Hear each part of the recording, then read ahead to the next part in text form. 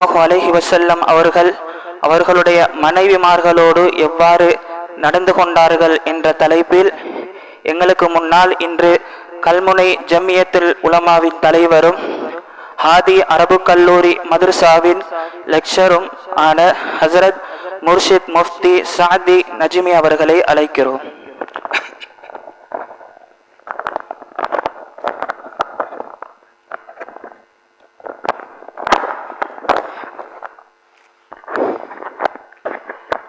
அஸ்ஸலாமு அலைக்கும் வரஹ்மத்துல்லாஹி வபரகாத்துஹு. நெருக்கமாக உட்காருங்க இன்ஷா அல்லாஹ். தொழக்கூடியவங்களுக்கு இடைஞ்சல் இல்லாமல் நெருக்கமாக உட்காருங்க இன்ஷா அல்லாஹ். அல்ஹம்துலில்லாஹி ரப்பில் ஆலமீன் வஸ்ஸலாத்து வஸ்ஸலாம் அலா அஷ்ரஃபில் அன்பியாஇ வல் முர்ஸலீன் சய்யிதினா வ ஹபீபினா முஹம்மதின் வ அலா ஆலிஹி வ அஸ்ஹாபிஹி அஜ்மாஈன். அம்மா பஅத். فقد قال الله تعالى في محكم التنزيل والفرقان المجيد بعد أعوذ بالله من الشيطان الرجيم بسم الله الرحمن الرحيم لقد كان لكم في رسول الله أسوة حسنة صدق الله مولانا العظيم. وقال النبي صلى الله عليه وسلم خيركم لأهله وانا خيركم لأهلي صدق رسول الله صلى الله عليه وسلم. அன்புள்ளம் கொண்ட பெரியவர்களே, சகோதரர்களே, 5வது நாள் இன்று இப்பள்ளிவாசலில் நபியுடைய சீராக்களை பற்றி, நபியுடைய வர்ணனங்களை பற்றி பேசப்பட்டு கொண்டிருக்கிறது. அன்பார்ந்தவர்களே, இந்த பயான் இவ்வாறான நிகழ்ச்சிகள் நபியுடைய சீரா எதற்கு பேசப்படுகிறது என்றால், மனிதர்களாகிய நாம் ஒவ்வொருவரும் பலகீனமானவர்கள். நல்ல விடயங்கள் கேட்கும் போது ஈமான் கூடும். நல்ல விடயங்கள் கேட்பதை விடுவதனால் ஈமான் குறைந்து கொண்டு போகும். இச்சந்தர்ப்பத்தில் நபியுடைய ஒவ்வொரு விடயங்களை பற்றியும் நாம் பேசக்கூடிய நேரத்தில் நம்முடைய வாழ்க்கையில் இருக்கும் சில தவறுகள் இருந்தால் அதனை நபியுடைய சுன்னாவாக மாற்றிக்கொள்வதுதான் இவ்வளவு நாளும் 15 தினங்களும் செய்யப்படக்கூடிய நோக்கமாக இருக்கிறது. ஏன் நாம் நபியை பற்றி பேச வேண்டும்? அன்பார்ந்தவர்களே, மனிதர்களின் பூர்த்தியானவர்கள் அவர்கள் தான்.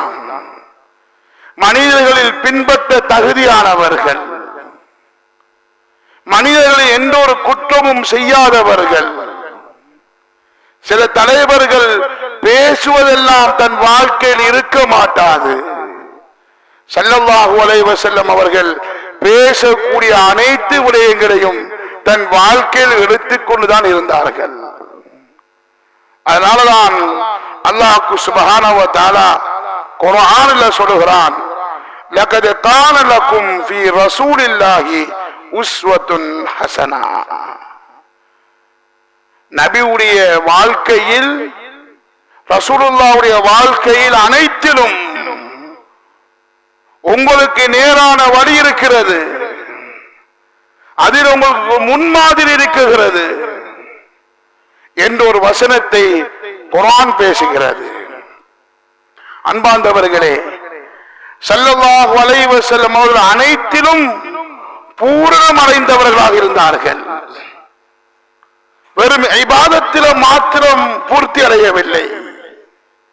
நபியுடைய இபாதத் எப்படி இருந்ததோ அதே போல ரசூலுடைய முஆஷராத், குடும்ப வாழ்க்கை, நபியுடைய முஆஷராத் எப்படி இருந்ததோ அதே போன்றுதான் நபியுடைய கொடுக்கல் வாங்கல், இந்த மூன்றும் எப்படி இருந்ததோ அதே போன்றுதான் நபியுடைய அஹ்லாக், நற்குணம், இவ் அனைத்திலும் பூர்த்தியானவர்களாக இருந்தார்கள். ஸல்லல்லாஹு அலைஹி வஸல்லம் அவர்கள் சஹாபாக்களுக்கு சொன்னார்கள், சல்லு கமா ரஅய்துமூனி உஸல்லி. கரண்டி பண்டி சொன்னாங்க, நான் எப்படி தொழுகிறனோ அதை போல நீங்களும் தொழுங்க. கரண்டி பண்ணினாங்க. அன்பார்ந்தவர்களே, நம்ம யாரால ஒரு ஆள் சொல்ல இயலுமா, நான் தொழுகிறத போல நீங்க தொழுங்க?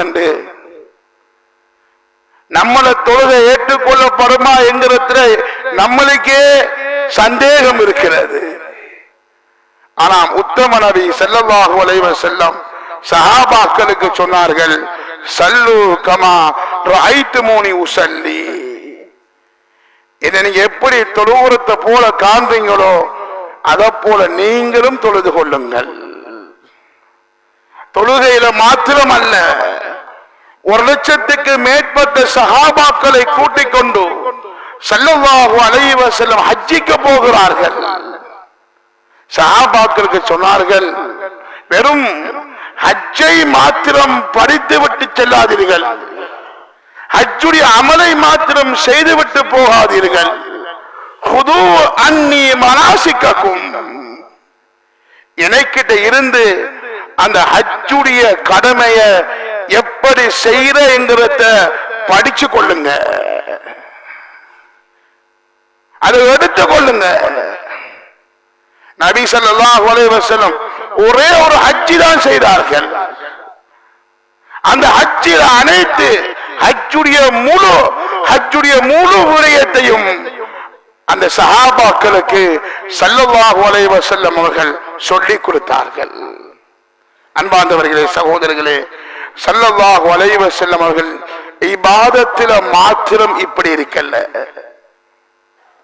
நம்மட வாழ்க்கை எப்படி இருக்கண்டா, பள்ளிக்குள்ள வந்தா அபூபக்கர மாதிரி இருக்கிறோம், ஆனா பள்ளியை விட்டு வெளியே போய் வீட்டுக்குள்ள போனா அபூஜஹல போல இருக்கிறோம். ஆனா ஸல்லல்லாஹு அலைஹி வஸல்லம் அப்படி இருக்கல. எப்படி இபாதத்தில சஹாபாக்களுக்கு விடயத்தை சொல்லிக் கொடுத்தாங்களோ, வெளியால விளங்குற விஷயம் தொழுகையை கண்டுகொள்ளலாம், வெளியால ஹஜ்ஜுடைய கடமையை வெளியால கண்டுகொள்ளலாம். இது மாத்திரமல்ல, குடும்ப வாழ்க்கையும் ஸல்லல்லாஹு அலைஹி வஸல்லம் அவங்க சஹாபாக்களுக்கு சொல்லிக் கொடுத்தாங்க. ஸல்லல்லாஹு அலைஹி வஸல்லம் அறிவிப்பு செஞ்சாங்க, கைருக்கும் கைருக்கும் லிஅஹ்லிஹி. உங்களை சிறந்தவங்க யாரண்டா, உங்களோட மிகவும் கண்ணியமானவங்க யாரண்டா, உங்களோட குடும்பங்கள்ல சிறந்தவங்க. சொல்லிட்டு சொன்னாங்க ஸல்லல்லாஹு அலைஹி வஸல்லம், வானா கைருக்கும் லிஅஹ்லி.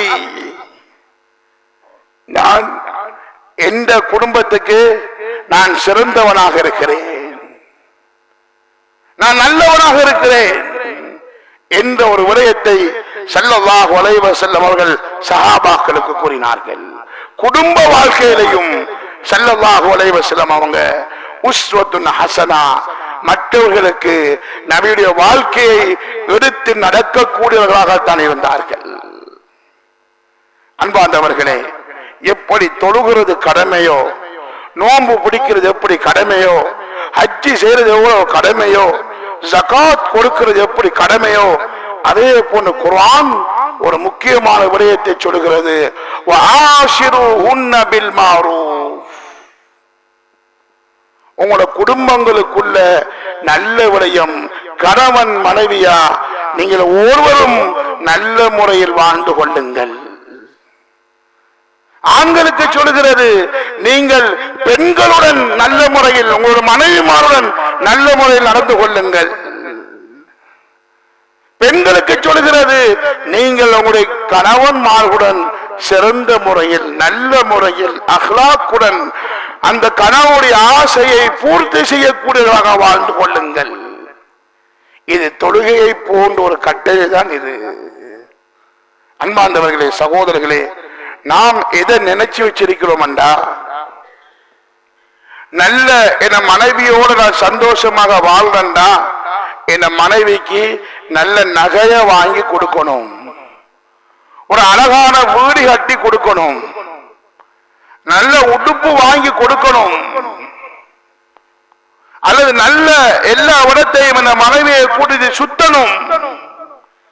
இதுதான் நாம் விளங்கிய மனைவி மாரோளத்துல நல்ல பேர் எடுக்கிறதுக்குரிய விடயம் என்று நினைக்கிறோம்.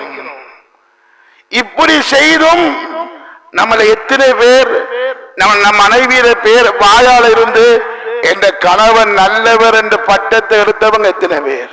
இவ்வளவு விடயத்தையும் செஞ்சு அசல் எப்ப வழங்கும்? நம்ம மௌத்தாயினத்துக்கு பிறகு வழங்கும்.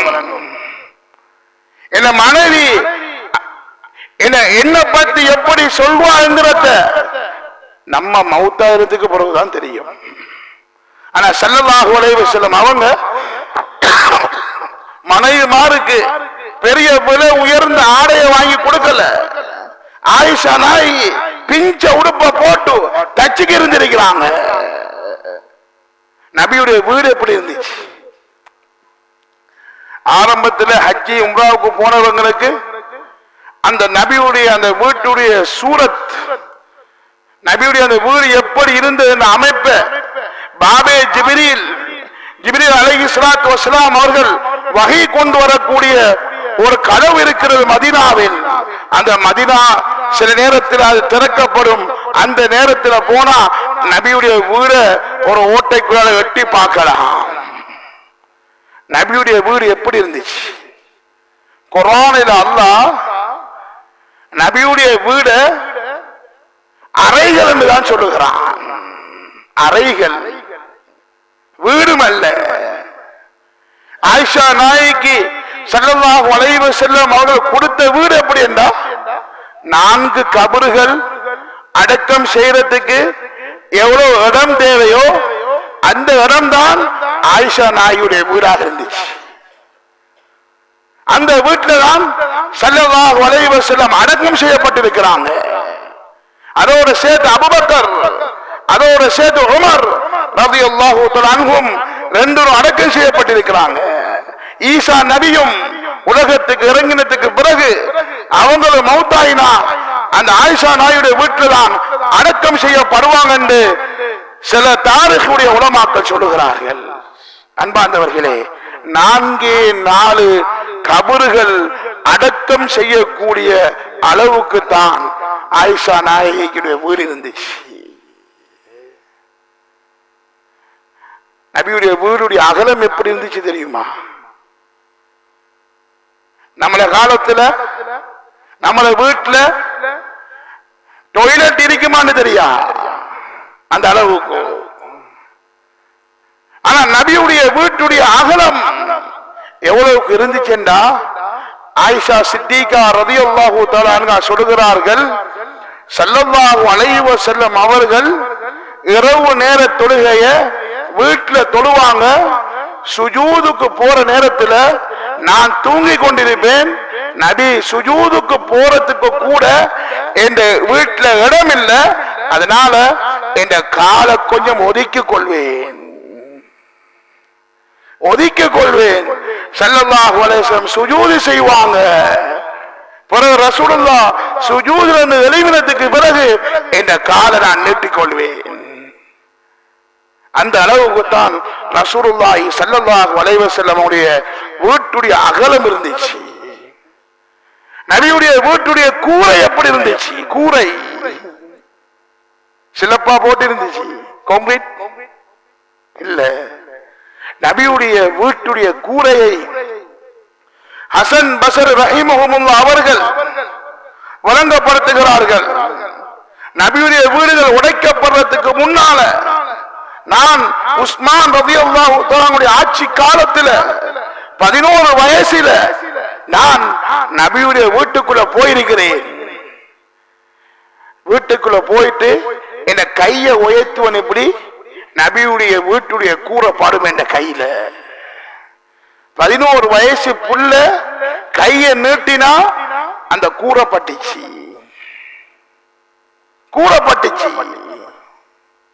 எப்படி அந்த கூரை இருந்துச்சுன்னா ஈச்சம் ஓலையினாலதான் நபியுடைய அந்த வீட்டுடைய ஓலை மேலுடைய கூரை இருந்தது. சீலையை வச்சு மறைச்சு கொள்வாங்க. அன்பார்ந்தவர்களே, இப்படித்தான் நபியுடைய வீடு இருந்துச்சு. நபியுடைய வீட்டுக்குள்ள இருந்த சாப்பாடு எப்படி இருந்துச்சு? பெரும் பெரும் சாப்பாடா? ஆயிஷா சித்திகா சொல்லுகிறார்கள், முதலாம் புரை பார்த்தோம், இரண்டாம் புரை பார்த்தோம், மூன்றாம் புரை பார்த்தோம், எங்க வீட்டில் அடிப்பெரிய அல்ல. யார வீடு இது? இப்படியான வரலாற்றை யாரோ ஒரு தலைவருடைய வீட்டில் இருந்து எடுக்கலாமா? அடுப்பறியான தலைவருடைய வீடு எடுக்கலாமா? 3 மாதம் 2 மாதம் தனி ஈச்சம் பழமும் தண்ணீர் தான் குடிச்சாங்க. உலமாக்கள் சொல்லுகிறார்கள், உலகத்தில் மிக முதலாவது பிதத் எதன்னா மாவு அரைக்கிற அரிதட்டி. ஸல்லல்லாஹு அலைஹி வஸல்லம் அவருடைய காலத்தில் அரிதட்டி இருக்கல்ல, தொழி கோதுமை ரொட்டியை இடிப்பாங்க, இடிச்சிட்டு ஊதுவாங்க. ஊதுற நேரத்தில் பறக்கிற எல்லாம் வைக்கோல் எல்லாம் பறக்கும், மீதமானத்தை எடுத்து தான் ரொட்டி சுடுவாங்க. ஸல்லல்லாஹு அலைஹி வஸல்லம் மரணிக்கும் வரைக்கும் 2 நேரம் வயிறு நிரம்ப உண்டது கிடையாது. ஆயிஷா சித்திகா ரலியல்லாஹு தஆலா அன்ஹா ஒரு நாள் மகரிபுடைய நேரம் இறைச்சி துண்டை ஒன்று வெட்டிக்கு இருக்கிறாங்க. ஒரு நாள் வந்து சொல்றாங்க, ஆயிஷா இருட்டில வெட்டிக்கு இருக்கீங்க, நீங்க உங்களுடைய விளக்க கொஞ்சம் போடுங்களேன், விளக்க கொஞ்சம் போட்டுட்டு வெட்டுங்களேன், கை வெட்டுப்பட்டுமே. ஆயிஷா சித்திகா ரலியல்லாஹு தஆலா சொல்லுகிறாங்க, எங்களுக்கு அந்த நேரத்தில் ஜெய்தூன் எண்ணெயில தான் நெருப்பு பத்த வைப்பாங்க. சொல்றாங்க ஆயிஷா சித்திகா, எங்களுக்கு அந்த எண்ணெய், அந்த அடுப்பு பத்த வைக்கிற எண்ணெய் இருக்குமெண்டா பகல் நேரத்தில் நாங்க பசியில அதை குடிச்சிருப்போம். அன்பார்ந்தவர்களே, இதுதான் உத்தம நபியுடைய வாழ்க்கையாக இருந்தது. இது உலகத்தில் எந்த ஒரு தலைவர்கள வீட்டில் இருந்தும் இந்த இதே போன்ற சரித்திரத்தை கியாமத் வரும் வரைக்கும் எடுக்க முடியாது. அதனால ரசூலுல்லாஹ் குர்ஆன் சொல்லுது, இதுதான் நீங்க பின்பற்ற தகுதியான ஒரு ரசூல். அன்பார்ந்தவர்களே, இந்த வீட்டுக்குள்ள இருந்துட்டு தான் இந்த வீட்டுக்குள்ள மனைவி மாற வாழ்ந்துக்கிட்டு தான் ரசூலுல்லாஹ் சொன்னாங்க, நான் என்னுடைய குடும்பம் மனைவி மாரிடத்தில் சிறந்தவனாக இருக்கிறேன். யோசித்து பாருங்க, நம்ம எவ்வளவு இதே மாதிரி ஒரு வீட்டுல இதே மாதிரி ஒரு சாப்பாட்டு நிலைமையில எங்களை மனைவி மாறு நம்மள வாழுவாங்களா?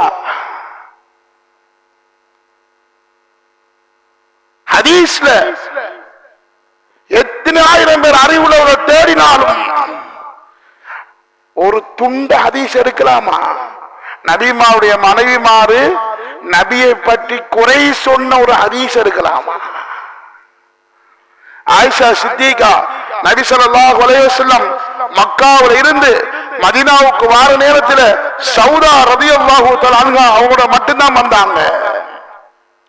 மதீனாவுக்கு வந்துதான் மீதமான திருமணம் முடிச்சாங்க. 9 வயசுல ஆயிஷா சித்திகா ரலியல்லாஹு தஆலா அன்ஹாவை முடிக்கிறாங்க. ஆயிஷாவுக்கு 9 வயசு. 18 வயசுல ஆயிஷா நாய்க்கு 18 வயசு இருக்கும் போது ஸல்லல்லாஹு அலைஹி வஸல்லம் அவர்கள் மௌத்தாயிட்டாங்க. ஹிஜ்ரி 11ல ஸல்லல்லாஹு அலைஹி வஸல்லம் மௌத்தாகுறாங்க. ஆயிஷா நாய் ஹிஜ்ரி 58ல மௌத்தாகுறாங்க. நபி மரணிச்சதுக்கு பின்னால கிட்டத்தட்ட 47 வருஷம் இந்த உலகத்தில் ஆயிஷா சித்திகா ரலியல்லாஹு தஆலா அன்ஹா வாழ்ந்திருக்கிறாங்க. யார்கிட்டயாவது ஒரு ஆள்கிட்ட ஒரு ஹதீஸ்ல ஒரு துண்டுல நபியை பத்தி குறை சொன்ன ஒரு ஹதீஸ் எடுக்க முடியாது. அன்பார்ந்தவர்களே, வாழ்ந்த வீடு என்ன, சாப்பாடு சாப்பிட்டது என்ன, உடுத்த உடுப்பு என்ன, இந்த வீட்டுக்குள்ள இருந்துட்டு தான் நான் சிறந்தவன் என்ற விஷயத்தை ஸல்லல்லாஹு அலைஹி வஸல்லம் அவங்க இந்த உம்மத்துக்கு சொன்னாங்க. அன்பார்ந்தவர்களே, ஏன் சொன்னாங்கண்டா, முதலாவது ஸல்லல்லாஹு அலைஹி வஸல்லம் அவங்க தன் மனைவிமாருக்கு தீன கொடுத்தாங்க. வாஷிருஹுன்ன பில் மஅரூஃப் என்பதுடைய குர்ஆனுடைய வெறும் சாப்பாடு குடிப்பு மட்டுமல்ல, நம்முடைய மனைவிமார் ஒவ்வொரு ஆளுக்கும் தீன கொடுத்திரணும். நபிக்கு பின்னால ஆயிஷா சித்திகா ரலியல்லாஹு தஆலா என்ன செஞ்சாங்க? நபியோட 9 வருஷம் தான் வாழ்ந்தாங்க. முழு குர்ஆனையும் பாடமாக்கிறாங்க. நம்மள போல குர்ஆன் இந்த உருவத்தில் இருக்கல. வஹி இறங்க ஸல்லல்லாஹு அலைஹி வஸல்லம் அவங்களுக்கு பக்கத்தில் இருந்துட்டு அந்த குர்ஆனை பாடமாக்கினாங்க. 2000 ஹதீஸ ரிவாயத் செய்திருக்கிறாங்க. சும்மா ஹதீஸ்கள் அல்ல, அஹ்காமாத்துகள், பீரியட்டுடைய ஹதீஸ்கள், சட்டங்கள் உள்ள ஹதீஸ்களை தான் ஆயிஷா சித்திகா ரலியல்லாஹு தஆலா இந்த உம்மத்துக்கு சொல்லியிருக்கிறாங்க. உலமாக்கள் சொல்றாங்க, ஆயிஷா சித்திகா ரலியல்லாஹு தஆலா இஸ்லாத்தை நாலா பிரிச்சு ஒரு பங்குடைய ஹதீஸ ஆயிஷா சித்திகாவுடைய வாயிலிருந்து தான் வந்திருக்கு. அபூபக்கர் ரலியல்லாஹு தஆலா அவங்க, உஸ்மான் ரலியல்லாஹு தஆலா அவங்க, உமர் ரலியல்லாஹு தஆலா அவங்க, அவங்களுக்கு ஏதாவது மார்க்கத்திலிருந்து ஏதாவது சட்ட திட்டங்களுடைய ஹதீஸ் கேட்கப்பட்டா அவங்க ஆயிஷாட்ட அனுப்புவாங்க. எந்த அளவு கண்டா, மனைவிட்ட வந்து நபியை பத்தி கேட்கிறாங்க, நபியுடைய நற்குணத்தை பத்தி கேட்கிறாங்க. நம்மள மனைவிட்ட கேட்டுதான் தெரியும் நம்முடைய நற்குணத்தை பத்தி சொல்லுவாங்களா, எதை பத்தி சொல்லுவாங்க. ஆயிஷா சித்திகா சொல்றாங்க, நபியுடைய அஹ்லாக் கான குலுகுஹு குர்ஆனன்,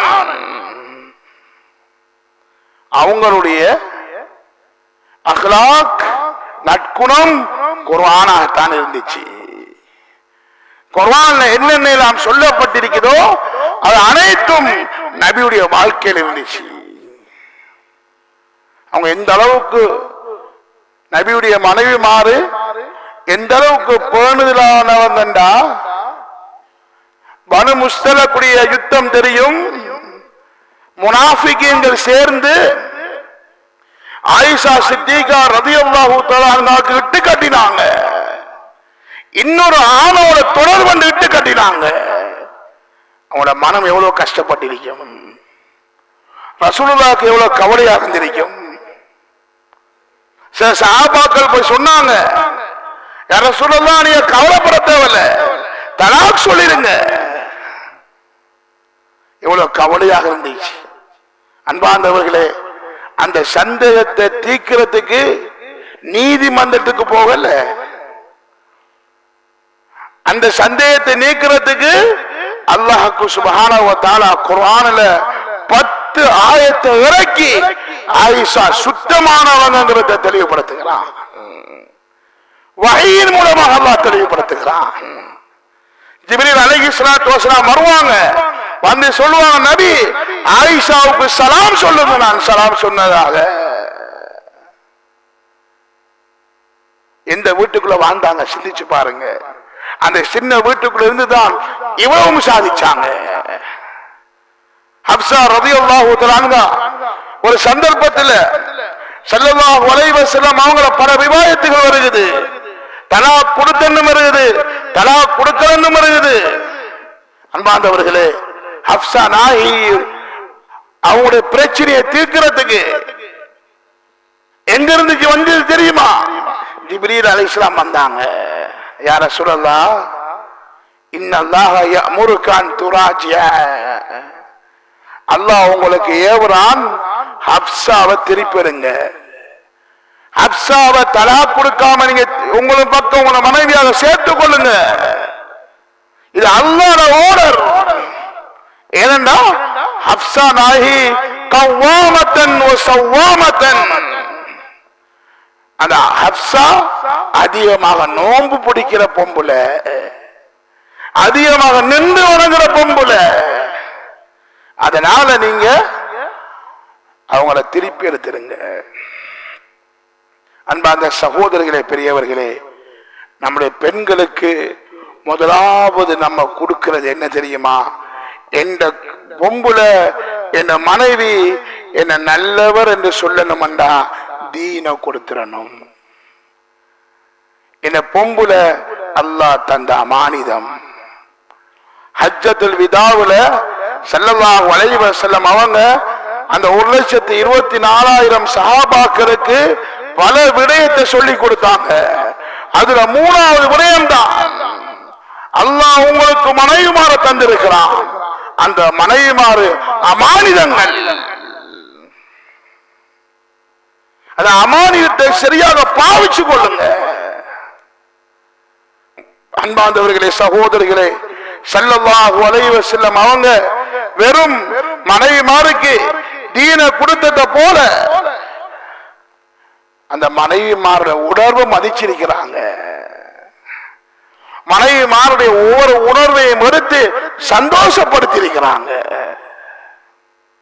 சொல்றாங்க ஸல்லல்லாஹு அலைஹி வஸல்லம் அவங்க மைமுனா ரலியல்லாஹு தஆலா அன்ஹா குளிச்சி மிச்சமாக இருந்த அந்த தண்ணீர்ல ரசூலுல்லாஹ் குளிச்சிருக்கிறாங்க. ஒரு நாள் ஸல்லல்லாஹு அலைஹி வஸல்லம் அவங்க குளிக்கிறதுக்கு போறாங்க.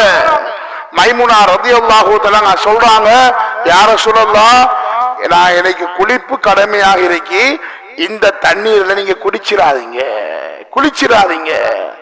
ஸல்லல்லாஹு அலைஹி வஸல்லம் சொன்னாங்க, மைமுனா, நீங்க தான் ஜுனுபாலியாக இருக்கீங்க, தண்ணி ஜுனுபாகல.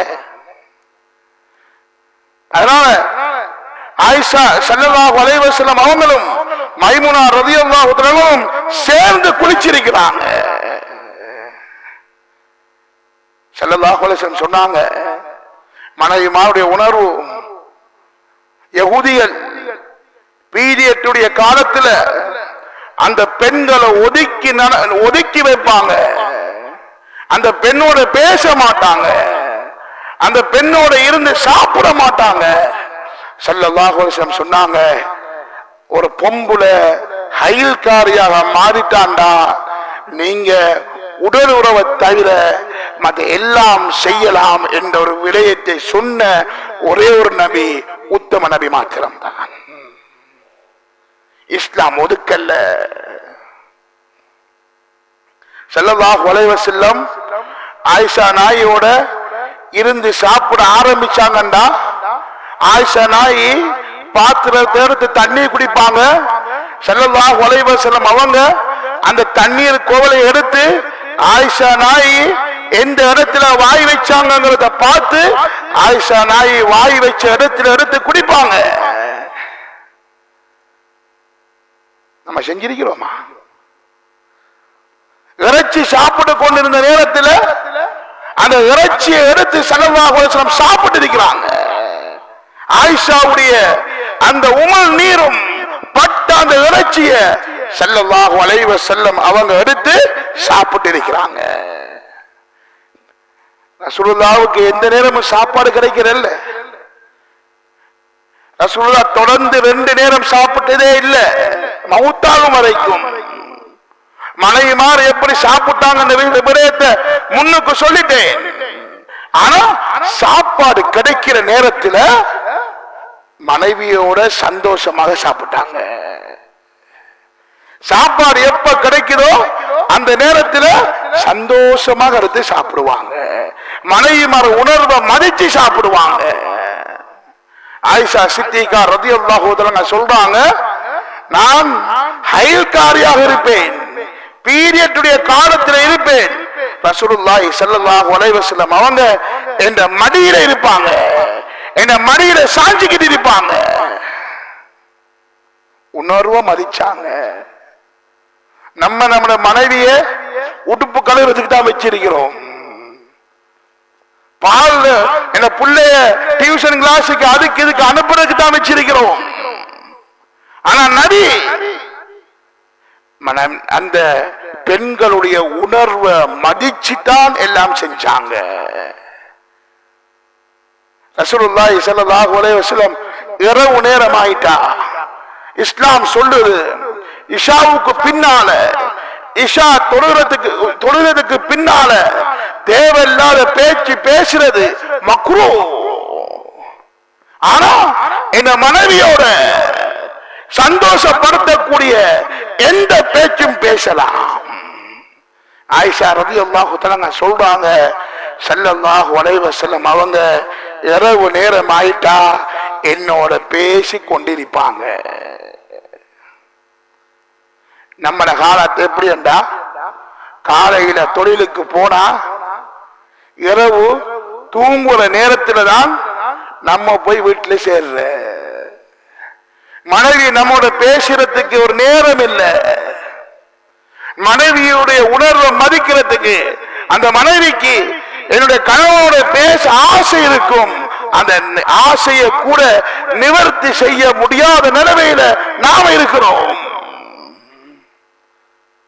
சில நேரத்தில் ஸல்லல்லாஹு அலைஹி வஸல்லம் நோம்பாளியாக இருப்பாங்க, நோம்பு பிடிச்சு இருப்பாங்க. ஆயிஷா நாய முத்தமிட்டு இருக்கிறாங்க. ஒரு நாள் சஃபியா ரலியல்லாஹு தஆலா அன்ஹா அவங்கள ஒரு பிரயாணம் கூட்டிக்கிட்டு போறாங்க. அந்த பிரயாணத்துல நபியுடைய வாகனம் கொஞ்சம் முந்திட்டு, சஃபியா நாய கொஞ்சம் பின்னுக்கு ஆயிட்டாங்க. வாகனம் பின்னுக்கு வருது. அவங்க அழுதாங்க. நபியை கண்ட நேரத்துல அழுதாங்க. ஸல்லல்லாஹு அலைஹி வஸல்லம் என்ன செஞ்சாங்க தெரியுமா? தன் பரக்கத்தான கையால அந்த கண்ணீரை தொடச்சி அமைதிப்படுத்தினாங்க. நம்ம எப்பயாவது தன் மனைவியுடைய கவலையில பங்கெடுத்திருக்கிறோமா? மனைவியோட சேர்ந்து அவங்கள சந்தோஷப்படுத்துகிற மார்க்கம் இது துனியா அல்ல. நம்ம சிலாக்க நினைச்சிருக்கிறோம் மனைவியோட இருக்கிறது அது துனியாவுடைய விஷயம் நினைக்கிறோம். இல்ல, திருமணம் என்ற விடயம், மனைவி என்ற விடயம் அது மார்க்கம். நம்ம மனைவியை சந்தோஷப்படுத்துறோமா, நம்ம தீனை உயிர்ப்பிக்கிறோம். கண்ணீரை தொடச்சாங்க. கண்ணீரை தொடச்சி தன்னுடைய அமைதிப்படுத்தினாங்க. ஆயிஷா நாயகி சொல்றாங்க, ஸல்லல்லாஹு அலைஹி வஸல்லம் அவங்க எந்த ஒரு மனைவிக்கும் அடிச்சிருக்கே இல்லை, அடிக்கவே இல்லை. நம்ம சோத்துல கொஞ்சம் உப்பு கூடினா, கறி கொஞ்சம் மோசமண்டா, நம்மள வாயால வாழ வார்த்தை என்ன? சிலாக்கள் பிளேட்டை தூக்கி எறிவாங்க. மனைவி ஏதோ கஷ்டப்பட்டு சமைச்சாங்க, அந்த மனைவியில கொஞ்சம் பிரச்சனை சாப்பாட்டுல, அதுல மனைவியோட பேசாம இருந்தவங்க எத்தனை பேர் இருக்கிறாங்க? இன்னும் சொல்ல போனா சாப்பாடு மனைவிக்கு சமைக்க தெரியாண்டு காவிரி கோட்டுக்கு போன கணவன்மார் இருக்கிறாங்க. அன்பார்ந்தவர்களே, ஆயிஷா நாயகி சொல்றாங்க, ஸல்லல்லாஹு அலைஹி வஸல்லம் அவங்க எந்த ஒரு பெண்ணுக்கும் எந்த ஒரு மனைவிமாருக்கும் அடிச்சதே கிடையாது. ஒவ்வொரு மனைவிமாரையும் விளங்கினாங்க. 9 மனைவிமாரை வச்சு சமாளிச்சாங்க. இறக்கமாக சில செல்ல பேர்களை வச்சு அழைப்பாங்க. யா ஆயிஷ், யா ஹுமைரா, செக்க செவந்தவளை என்று ரசூலுல்லாஹி ஸல்லல்லாஹு அலைஹி வஸல்லம் அவங்க செல்ல பேரை வச்சு மனைவி மாற அழைப்பாங்க. ஒரு நாள் ஒரு மனைவி ஹபஷாவில் இருந்து கொஞ்சம் கோத்திரம் வந்து ஷரியத்துக்கு உட்பட்ட விளையாட்டை விளையாடி கொண்டிருக்கிறாங்க. அந்த மனைவிக்கு அந்த விளையாட்டை கொஞ்சம் பார்க்கறதுக்கு ஆசை. பாருங்க, எங்க உணர்வு இருக்கின்ற பாருங்க. ஒவ்வொரு கணவன்மாரும் யோசிக்கணும், எந்த மனைவி அவரோட உணர்வு எப்படி. சில மனைவிமாருக்கு கணவன் பேசுறத விரும்புவாங்க. சில மனைவிமாருக்கு இந்த கணவன் பக்கத்தில் இருக்கணும்னு விரும்புவாங்க. இப்படி ஒவ்வொரு பெண்களுக்கும் ஒவ்வொரு தன்மை இருக்கு. அன்பார்ந்தவர்களே, அந்த தன்மைய என் மனைவியுடைய உணர்வு என்ன என்கிறத விளங்கி அந்த மனைவியோடு நாம நடக்கணும். யோசித்து பாருங்க, ரஹ்மத்துல் ஆலமீன், உலகத்துக்கு ரஹ்மத்தா அனுப்பப்பட்ட தூதர் ஒரு விளையாட்டை பார்க்கிறதுக்கு, இஸ்லாத்துக்கு ஷரியத்துக்கு உட்பட்ட ஒரு விளையாட்டை பார்க்கிறதுக்கு ஆசைப்பட்டாங்க. போய் கேட்டாங்க, என்ன அந்த விளையாட்டை பார்க்க உங்களுக்கு ஆசையாக இருக்கா? மனைவி சொல்றா, ஓம் பார்க்கிறதுக்கு ஆசையாக இருக்கேன்னு சொல்றாங்க. ரசூலுல்லாஹி ஸல்லல்லாஹு அலைஹி வஸல்லம் அந்த விளையாட்டுக்கு போய் காண்பிக்க வச்சாங்க. சில நேரத்தில் ஆயிஷா நாயை கூட்டிட்டு பிரயாணம் போவாங்க. ஆயிஷா நாயை சொல்லுவாங்க, ஓடி பிடிச்சி விளையாடுவோமா? நம்ம விளையாடுவோமா? நம்ம சொல்றோம், காலையில போய் நான் இப்பதான் வந்திருக்கேன், ஓடி பிடிச்சி விளையாடுறதுக்கு டைம் ஆயிருக்கு. நம்மளுக்கு ஓடி பிடிச்சி விளையாடுறியா? ஸல்லல்லாஹு அலைஹி வஸல்லம் அவங்ககிட்ட மனைவி கேட்கிறாங்க, யார சொல்லலாம், ஓடி பிடிச்சி விளையாடுவோமா? ஓமண்டாங்க. முதலாவது தடவை ஓட்ட போட்டி நடக்குது. அதுல ஆயிஷா ரலியல்லாஹு தஆலா அவங்க முந்திட்டாங்க. ஆயிஷா நாய் சொன்னாங்க, நான் வந்துட்டேன், உங்களை விட முந்திட்டேன் நான். அப்படியே இருக்கிற நேரத்தில் இன்னும் ஒரு பிரயாணம் போறாங்க. ஆயிஷா நாய்க்கு கொஞ்சம் உடம்பு வச்சுட்டு அதுலயும் ஆயிஷா நாய் கேட்கிறாங்க, என்ன ஓடி பிடிச்சி விளையாடுவோமா? ஓமண்டாங்க. ஓட்ட போட்டி நடக்குது.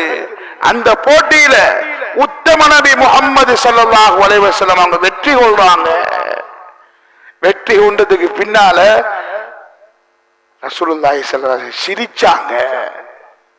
சிரிச்சிட்டு சொன்னாங்க, ஆயிஷா, அன்று நான் தோத்தேன் தானே, அந்த தோத்தத்துக்கு நான் அன்றைக்கு வந்துட்டேன். அன்பார்ந்தவர்களே, சகோதரிகளே, நபியுடைய குடும்ப வாழ்க்கையை படிக்கிறது ஒவ்வொரு ஆளுக்கும் கடமை. நபியுடைய மனைவி மாட்ட போய் கேட்கப்படும், நம்மளை போன்று கவலையா? நபியுடைய கவலை தனியாக பேசப்படும். உம்மத்துடைய கவலையில உள்ளவங்க வீட்டுக்குள்ள போவாங்க, ஒரு மனைவி கேட்கப்படுது. ஸல்லல்லாஹு அலைஹி வஸல்லம் அவங்க வீட்டுக்குள்ள வந்தா என்ன செய்வாங்க? சொல்றாங்க, வீட்டுக்குள்ள வந்தா வீட்டுடைய வேலைகளை செஞ்சு கொடுப்பாங்க, வீட்டு வேலையை செஞ்சு தருவாங்க. தொழுகையுடைய நேரம் வந்துட்டா தொழுகைக்கு வெளியாகிடுவாங்க. நம்ம யாராவது என்ன மனைவி மாறல வேலையில பங்கெடுத்திருக்கிறோமா? என்ன மனைவி மாறு, என்னால 3 புள்ள பிறந்திருக்கு, அந்த புள்ளையோட கஷ்டப்படுற என்ன மனைவி, அந்த மனைவிக்கு உதவி செய்யணுமே என்ற சிந்தனை நம்மகிட்ட வந்திருக்கா? யோசிங்க. ஆனா நம்மள உத்தம நபி என்ன செய்வாங்கண்டா, மனைவிமாருக்கு ஹெல்ப் பண்ணி உதவி செஞ்சு கொடுப்பாங்க. எந்த அளவுக்கு ரசூலுல்லாஹ் மதீனாவுக்கு வந்ததுக்கு பின்னால ஏதாவது ஒரு ஆடோ மாடோ ஒட்டகமோ அறுக்கப்பட்டா ஸல்லல்லாஹு அலைஹி வஸல்லம் சொல்லுவாங்க, இந்த ஒட்டகத்தில இறைச்சில என்னுடைய மனைவி ஹதீஜாவுடைய நண்பிமாருக்கு நீங்க அனுப்பி வைங்கம்பாங்க. ஹதீஜாவுக்கு குடிக்கலாம், மௌத்தாயிட்டாங்க. அதுக்கு பகரமாக என் மனைவியுடைய சிந்தனை கவலை நீக்கி, அதனால ஹதீஜாவுடைய நண்பிகளுக்கு அந்த இறைச்ச கொடுத்து அனுப்புவாங்க ஸல்லல்லாஹு அலைஹி வஸல்லம். அவங்க 9 மனைவிமாரோடு இருப்பாங்க. இரவையிலும் பகலையிலும், இரவையில ஒரு தடவையும் பகலையில ஒரு தடவையும் 9 மனைவிமாரையும் போய் பார்த்துக்கிட்டு தான் வருவாங்க. ஒரு மனைவிக்கு ரசூலுல்லாஹி ஸல்லல்லாஹு அலைஹி வஸல்லம் அவங்க இத்திகாஃப்ல இருக்கிறாங்க. ரமலானுடைய காலம். அந்த ரமலானுடைய காலத்துல சஃபியா நாயகி நபிய பார்க்கறதுக்கு ஆசையாக இருந்துச்சு. ஆசையாக இருந்து பள்ளிக்குள்ளே வந்துட்டாங்க. நம்ம என்ன செஞ்சிருப்போம்? நாம் அந்த இத்திகாஃப்ல இருந்துக்கிறீங்க, நீ என்ன சந்திக்க வந்தியான்னு கேட்போம். ஆனா ஸல்லல்லாஹு அலைஹி வஸல்லம் அந்த பெண்ணுடைய உணர்வை மதிச்சு ஏசல்ல போய் சந்திச்சாங்க. அன்பு சகோதரிகளே, பெரியவர்களே, இப்படித்தான் ஏராளமான சம்பவம் இருக்கி. நபி ஸல்லல்லாஹு அலைஹி வஸல்லம் மனைவிமாரோட நடந்து கொண்ட முறை. மனைவிமார் என்பது அல்லாஹ் நம்மளுக்கு தந்த அமானிதம். அன்பார்ந்தவர்களே, எப்படி தொழுகையை பத்தி நம்மளுக்கு ஏவப்பட்டிருக்கிறதோ, நோம்ப பத்தி ஏவப்பட்டிருக்கிறதோ, என மனைவியையும் பிள்ளையையும் கூட்டிக்கிட்டு சொர்க்கத்துக்கு போக வைக்கிறது நம்மளோட கடமை. நரகத்தை விட்டு பாதுகாப்பு அடைய வைக்கிறது நம்மளோட கடமை. குர்ஆன் சொல்லுது, யா அய்யுஹல்லதீன ஆமனூ கூ அன்ஃபுஸக்கும் வ அஹ்லீக்கும் நாரா. உங்களையும் உங்களுடைய குடும்பங்களையும் நரக நெருப்பில் இருந்து பாதுகாத்துக் கொள்ளுங்க. அன்பாத சகோதரிகளே, பெரியவர்களே, பெரும் பெரும் மாளிகை கட்டி வச்சிருக்கிறோம், பெரும் பெரும் வீடுகள் கட்டி வச்சிருக்கிறோம். ஸல்லல்லாஹு அலைஹி வஸல்லம் குடிசைக்குள்ள இருந்துட்டு தான் அந்த மனைவிமாரோட சொன்னாங்க, நான் தான் கைருக்கும் கைருக்கும் அகலிக்கு அகலிகி வான கைருக்கும் அகலி. நான் இந்த குடும்பத்தில சிறந்தவனாக இருக்கிறேன் என்று அந்த குடிசைக்குள்ள வாழ்ந்துட்டு தான் சொன்னாங்க. குடிசைக்குள்ள வாழ்ந்துட்டு நம்ம பெரும் மாளிகையில வாழ்றோம். நம்மளுக்கு செல்ல இயலாம இருக்கு. ஏன்? இந்த மனைவிமாருக்கு கொடுக்க வேண்டிய தீன கொடுக்கல. அதனாலதான் பெண்களுக்கு நிகழ்ச்சி வைக்கப்படுகிறது. பெண்கள்கிட்ட தீன் போய் சேர்ந்துட்டுனா அந்த வீடு ஒளிமயமான வீடாக மாறிட்டும். அதுக்காகத்தான் ஒவ்வொரு நேரத்திலையும் பெண்கள் நிகழ்ச்சி என்று வைக்கப்படுகிறது. பெண்கள் ஜமாத் வருகிறது, அங்க பெண்களுடைய நிகழ்ச்சி வைக்கப்படுகிறது. பெண்களுக்கு வாராந்த தாலீம் என்று வைக்கப்பட்டிருக்கு. இதெல்லாம் ஏனென்றால் நம்மள பெண்களை கூட்டிக்கிட்டு போகணும். பெண்களை கூட்டிக்கிட்டு போயிட்டு அங்க வாசிக்கப்படும் சஹாபி பெண்களுடைய வரலாறு வாசிக்கப்படும். பெண்கள் எப்படி இந்த உலகத்தில் வாழணும் என்று வாசிக்கப்படும். ஈமானுடைய வார்த்தைகள் வாசிக்கப்படும்.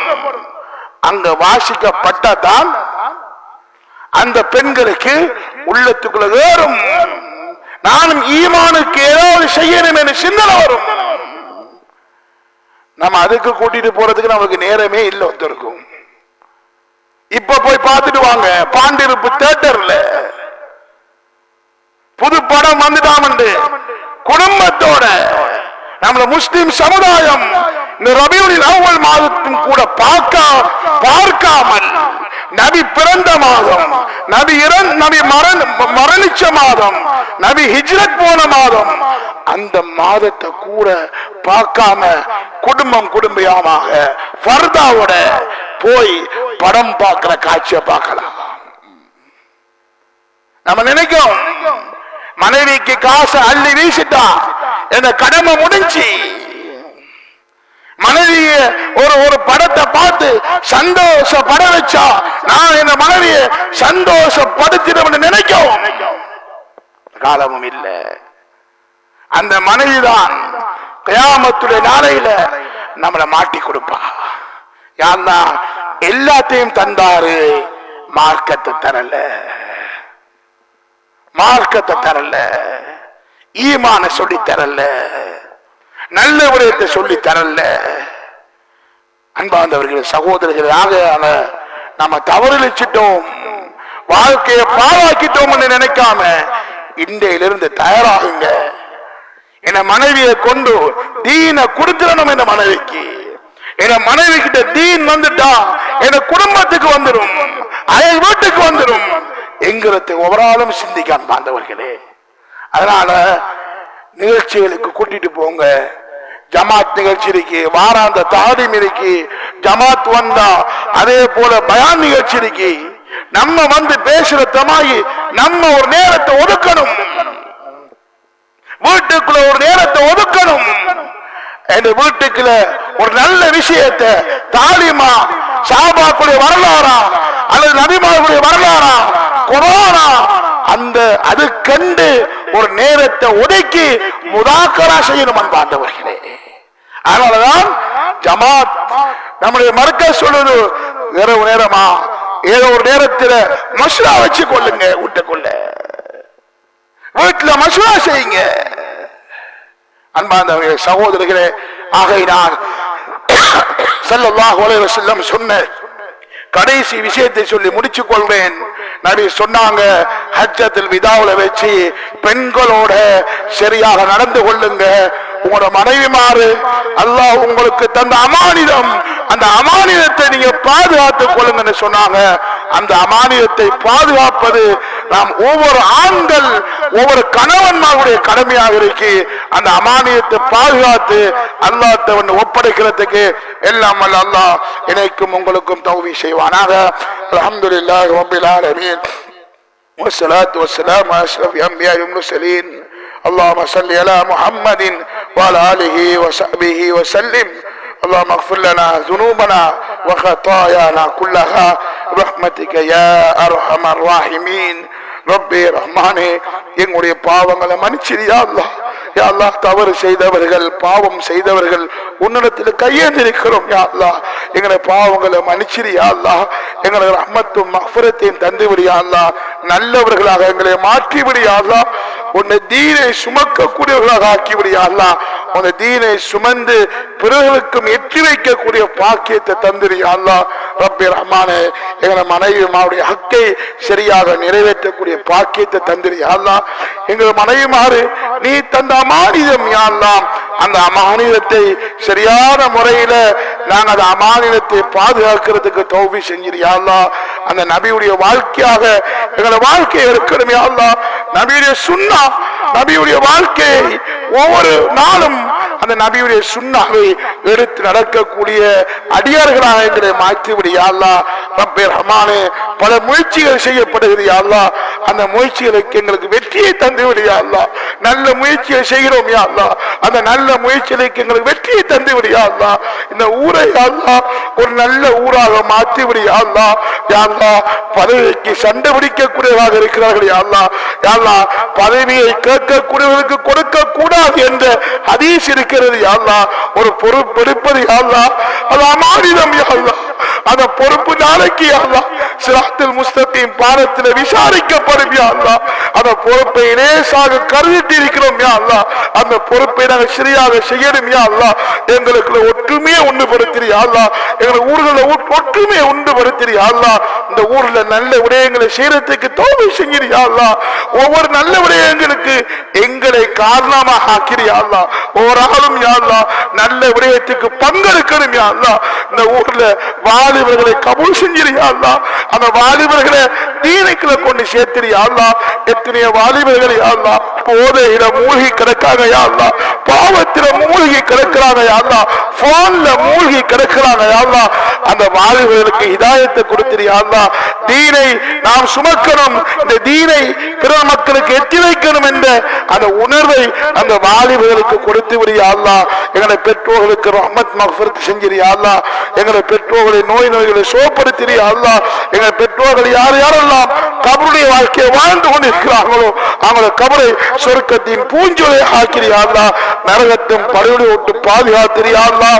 எங்கள் அனைத்து முயற்சிகளையும் நீ கபூல் செஞ்சிரு யா அல்லாஹ்.